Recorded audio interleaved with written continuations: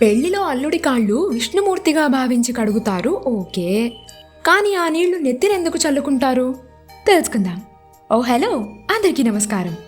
భారతీయ సంప్రదాయంలో పెళ్లి సమయంలో మామ తనకంటే ఎంతో చిన్నవాడైన అల్లుడు పాదాలను కడిగి ఆ నీటిని తన తల మీద, భార్య తల మీద చల్లుకోవడం తెలిసిందే.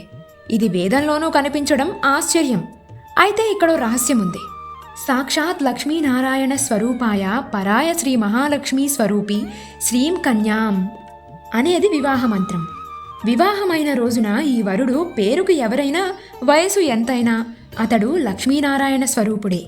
శ్రీహరి పాదాల నుంచి గంగ పుట్టింది కనుక ఇతడి పాదాల నుంచి వచ్చే నీరు గంగతో సమానమని భావిస్తారు. వరుడి పాదాల నుంచి గంగ రాదు కనుక పాదాలను కడిగి తల మీద చల్లుకోవడం ఆనవాయితీగా మారింది.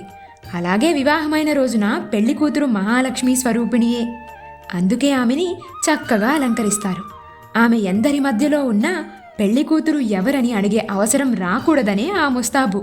శాస్త్రం చెప్పిన ప్రకారం పెళ్లికి పిలవకపోయినా వెళ్లాలని, అందువల్ల శ్రీ లక్ష్మీనారాయణులను దర్శించిన పుణ్యం వస్తుందని అంటుంటారు. ఇదే మన ఆచారంలోని ఆంతర్యం. ఇలాంటి మరిన్ని సిద్ధాంతాల వెనుక అర్థాన్ని మీరు తెలుసుకోవాలి అని అనుకుంటే కామెంట్ చేయండి, నేను క్లియర్ చేస్తాను. అలానే సబ్స్క్రైబ్.